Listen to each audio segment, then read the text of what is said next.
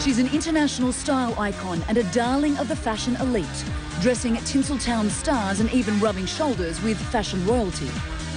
Debuting with this line of her eponymous label in 2008. Designer Brand of the Year goes to Victoria Beckham. She even beat out Stella McCartney and Tom Ford to win Best Designer Brand at the 2011 British Fashion Awards. Now Victoria Beckham is releasing her latest ready-to-wear line in Hong Kong. But it wasn't her keen eye for style that pushed her into the spotlight. We are the Spice Girls. It was her role as Posh Spice in the 90s British pop phenomenon The Spice Girls that would see her shoot to international fame. The group even reaching #1 on the music charts in more than 30 countries with their 1996 hit Wanna Be. Her high-profile marriage to the British superstar footballer David Beckham has also kept Victoria firmly in the public eye, making her one half of the world's most watched couples.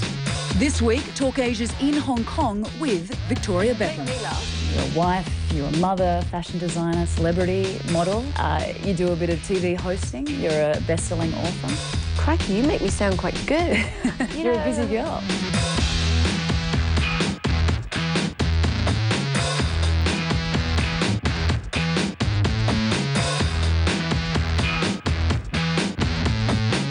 Victoria Beckham, welcome to Talk Asia. Thank you very much. You have been in the public eye for almost 20 years, and throughout that time... Gosh, that's so old. Okay, No, yeah. you're not. Yes. You're not. I was a mere child when I started. I know, you were 18, Yeah. 18. Your life has undergone this amazing transformation. Yeah. How do you think you have changed over that time? Yeah, I mean, I've changed so much, you know. I think that, like most women say, you know, I didn't really become me until I was over 30, and I've learnt so much. I mean, I've had 2 careers, which is incredible. You know, I'm very respectful of my past and what I've done with the Spice Girls. And I've learnt an enormous amount from that. And now I'm doing what I've always wanted to do. You know, fashion is my passion. And I've experienced so many things in the last 20 years, if you like. And finally, I feel that I'm doing something that I'm not, you know, maybe I'm quite good at in my own way. I mean, I've got a long, long way to go. You know, I've only just started. But I feel that I'm competing in an arena where I have something to really offer. Well, you say that you think you are good. You are exceptionally good. And the critics say it, the customers say it. We are going to talk about your fashion, but I want to ask about the public persona, because you are one of the most photographed women in the world. Sometimes you smile for the cameras, but you know, the public persona is very different to the woman sitting in front of me right now. Yeah. Why is that?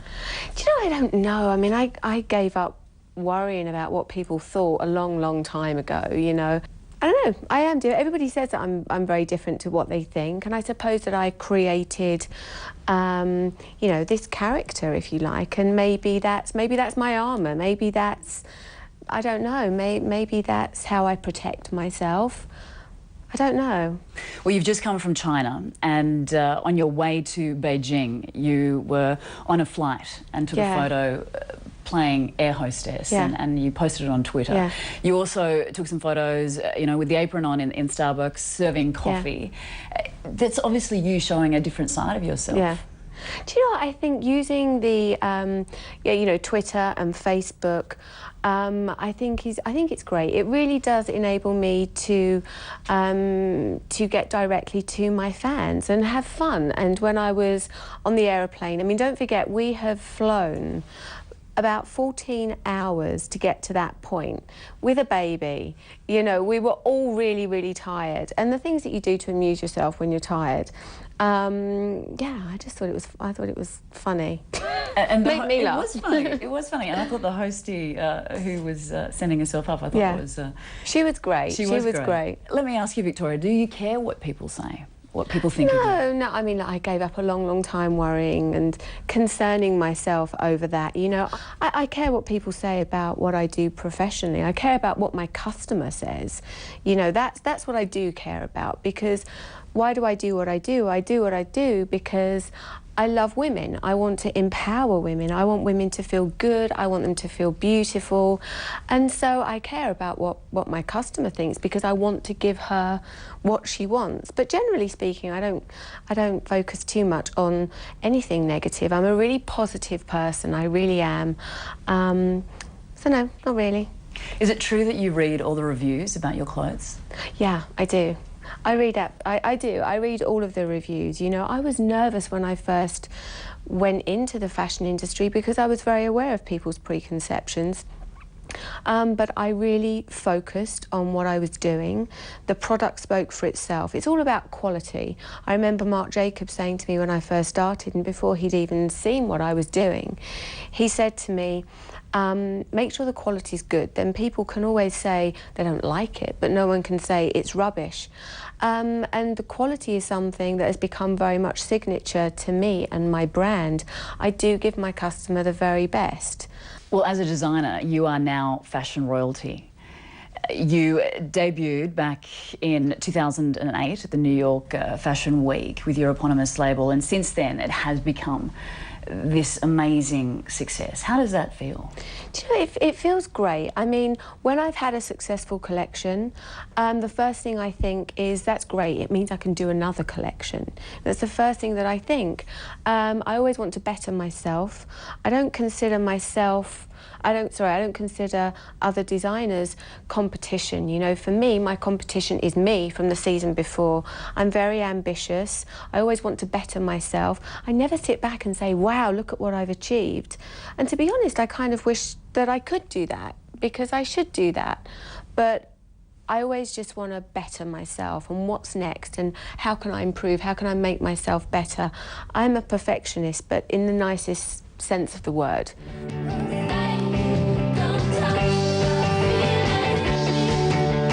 I'd like to thank the British fashion industry for your support. Thank you very much. I'd like to thank my team. You all know who you are, for everything that you do. Thank you. Your focus, your creativity. Thank you. I couldn't do it without you. Well, last year you won Designer of the Year at the British Fashion Awards, beating the likes of Stella McCartney and Tom Ford. Did you think then, I've made it? Do you know, I didn't. I mean, it meant so much to me. It really did, because who'd have thought? I was just so overwhelmed, and still am, really. I mean, to even be in a category competing with Tom Ford and Christopher Bailey and Stella is huge. I mean, that's really, really big. And I was proud of myself. I was proud of my team. You know, we're a really small team, and everybody works really hard and is passionate about what they do. And I just felt really proud. But the first thing I thought, after I'd got over the initial shock and the crying on stage, the first thing I thought of is, what am I going to do next? You know, I'm really tough on myself. I really am. Like I said, I don't care about what other people think so much. But for me, I'm really tough on myself. Where do you get your inspiration from? You know, it can be from anywhere. I mean, I travel a lot. Last season for the Ready to Wear, my husband inspired me with the beanie hats, for example. You know, there was a baseball theme that ran throughout the collection. That was Romeo running into the kitchen when I was there in a baseball shirt, and I thought, hey, that looks really great. I want to use that collar detail. So I can get inspired from everywhere, really. But my family life definitely inspires what I do a lot. Well, you're certainly not short of admirers. Celebrities like Beyonce, Julia Roberts, Gwyneth Paltrow, Cameron Diaz, Kate Winslet, just to name a few, wear your designs. How do you feel when you see these women in your dresses? I mean, it's really, really exciting for me that I'm dressing some of the most beautiful, powerful, influential women in the world. I have to pinch myself when I see anybody wearing a dress, you know, and it's not just one type of woman either. It's women of different shapes and sizes and different ages as well. I mean, for me, one of the most exciting points of my career was dressing Oprah, for example, a woman that, I mean, I met Oprah and I didn't know whether to shake her hand or curtsy. I mean, literally. And the fact that I had the opportunity to dress Oprah, who is definitely a more curvaceous woman, So that's what feels really exciting for me, is the fact that I'm designing dresses that are for women, whatever age and whatever shape and size. You know, I just want to make women feel, like I said, empowered and beautiful. What did Oprah say about the dress that you got her to wear? She said that it was beautiful. And I guess that's the ultimate compliment, isn't it? It really is. I mean, she just blew me away. She really did. Coming up, Victoria gives us the lowdown on her latest line. Plus, I'm never going to sit here and say, poor me, I'm being followed by photographers. Are you kidding me? I'm the luckiest woman in the world. Victoria opens up about living life in the public eye.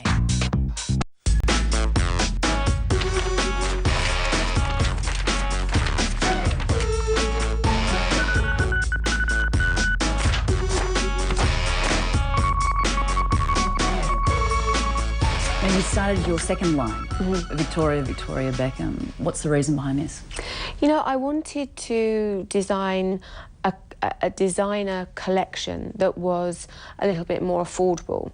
So this isn't a diffusion line, you know, it's still designed. I haven't compromised with design, with detail, with fabrics.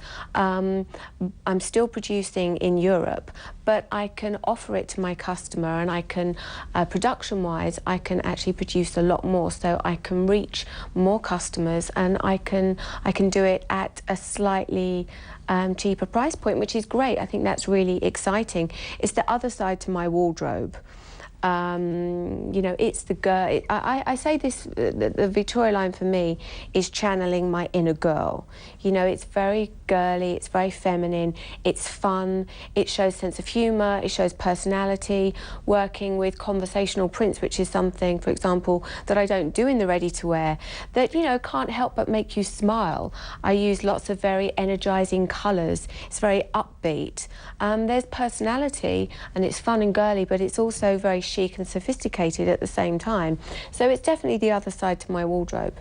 I read that you're very hands-on with the process, and that you try on each design. Is that true? Yeah, I design things that I want to wear myself, whether it's a handbag, a pair of sunglasses, or one of the dresses. Absolutely everything I design because I want to wear it. And I presume that this is a Victoria Beckham design. It is. A beautiful dress. Thank you very much. Other than the dresses that you wear, who are your favourite designers? I mean, there are so many designers that I admire, that I respect, and also that I learn an enormous amount from, and a lot of designers that I'm fortunate now to be able to call friends. I mean, I'd say, whose clothes do I wear? Prada, Miu Miu, Lanvin, Jill Sander. I mean, there's so many incredible designers out there. You mentioned your husband a little bit earlier, and that you gained inspiration from him, and I guess that we should speak about David Beckham. What is it like being married to a man who is regularly voted as one of the world's sexiest? Yeah. Do you know, I mean, David has a really good heart. I mean, yes, he's very, very handsome, but he's an amazing husband. He's a really incredible father as well. I mean, he's so good with the kids. He's so hands-on. Yeah, you know, I think that we really complement each other, for sure, and he's very supportive of what I do. And being a working mum, you know, it means that I do travel, I am away from home, and he's really, really supportive. Because in, you know, every single photo, you've always have the children hanging off you. Yeah. You and David. I mean, you're obviously both very family oriented. Yeah. Your children are very important to you. Yeah, the kids mean everything to us, you know, and our marriage as well. For certain, you know, the kids and each other is at the top of our priority, for sure. And we're lucky that we can work everything around the children, everything that we do professionally, which is great. You are one of the most recognised couples in the world. You will have the paparazzi follow you, if they can, you know, everywhere you go. Does that get tiring after a while? Do you know, I mean, I can't bear it when people complain about that sort of thing. It is what it is. It comes with the job, if you like, and we're used to it, and we have a private life. So I kind of don't pay too much attention to that side of it, really. Do you miss your anonymity, though? I mean, it's been like this for such a long time. You know, we're a really private family, and you know, our kids are happy, and like with all parents, that's what really matters. Are the children happy? And we're happy. I don't focus on anything negative at all. We consider ourselves, and we are so lucky. I'm never going to sit here and say, poor me, I'm being followed by photographers. Are you kidding me? I'm the luckiest woman in the world, and I appreciate absolutely everything. You are fiercely protective of your brood, and after 3 boys, you finally had your little girl Harper. How has that changed your life? She's great. I mean, she's a really happy, content baby. She's an easy baby. The boys were definitely a little bit more tricky. You know, the boys are great with her. David's great with her. Yeah, all the kids are so close. It's great. Does it change the dynamics of the household, having another girl? Oh, for sure, for sure. You know, because as the boys get bigger, the testosterone gets stronger and stronger and stronger. So it definitely balances things out. And we have a female dog as well. We have a bulldog that's a female, so we're a little bit more balanced now. Evening out the numbers. Yeah. She travelled out here. Yeah, she goes everywhere with me. I mean, the boys, I'd love to bring the boys. I want to come back to Hong Kong with the boys, actually, because I really want them to see it. But the boys can't travel as much with me because they're at school, and obviously their education's very, very important, and myself and David are very strict when it comes to that sort of thing. Coming up, Victoria talks about the possibility of expanding her family. Well, I would think that David would want the football team. Yeah. Well, you know, we'll see. Never say never. You're not allowed to drive with this license here in California in the United States. I'm just practicing. Pardon me? I'm just practicing, so I'm going to be taking my test. Practicing? Does the passenger have a license? Yes, it does. My advice to you is go down to B&B and get that taken care of, all right? I still don't know what I did wrong. I didn't know whether to pose or get arrested. You've made several documentaries, The Real Beckhams, which was documenting your move from London to Madrid, and then Victoria Beckham coming to America. Tell me, why do you invite the public into your life? I don't invite the public into my life at all. I mean, those documentaries are quite old. To be honest. I mean, goodness me, you know, coming to America, I think I did that before I came to America.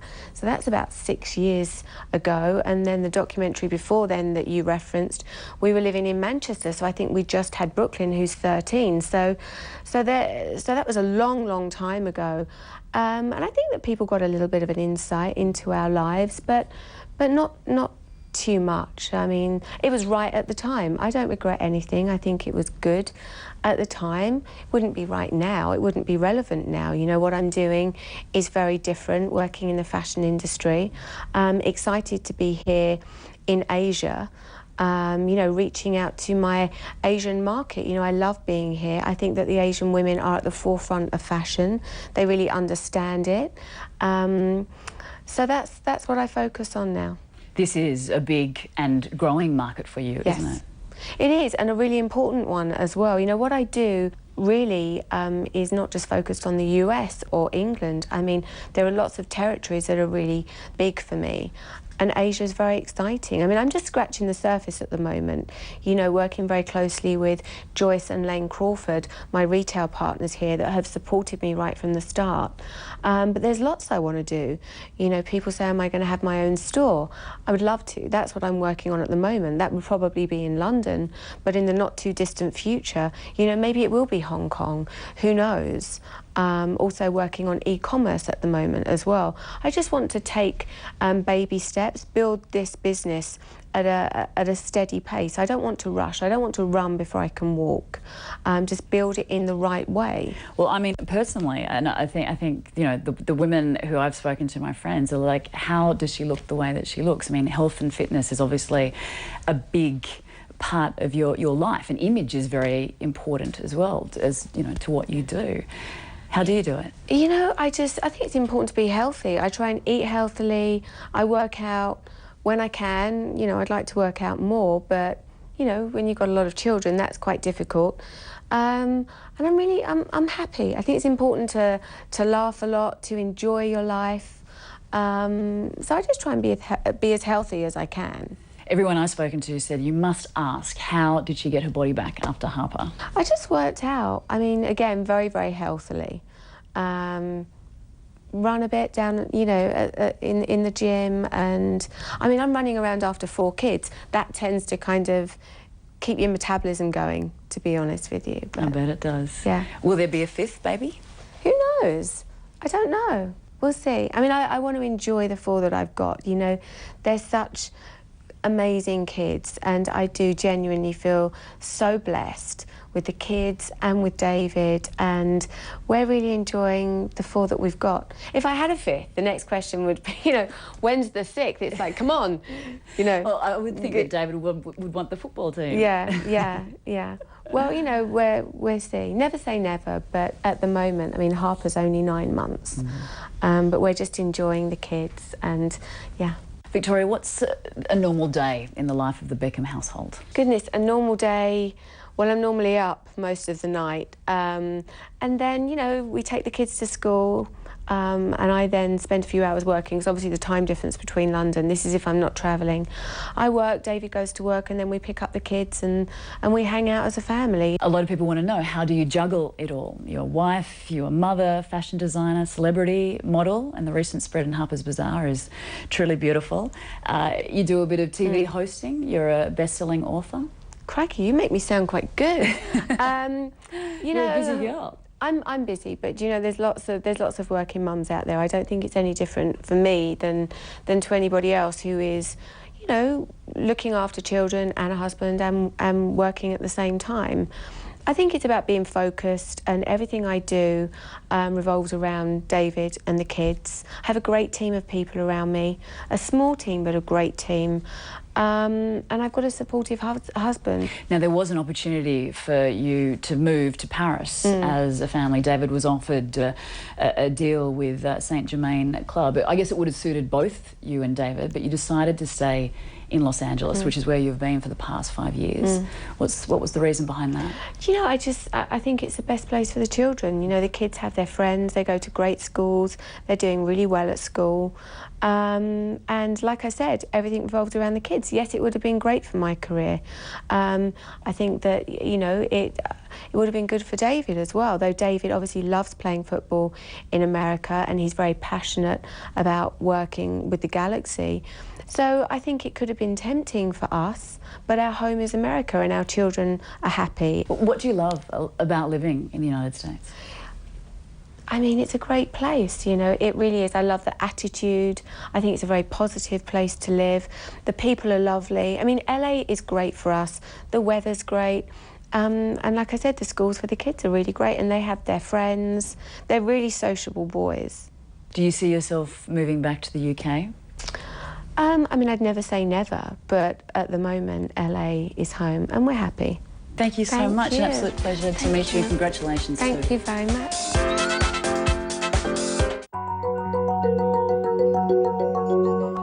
Talk Asia, in association with BKPM.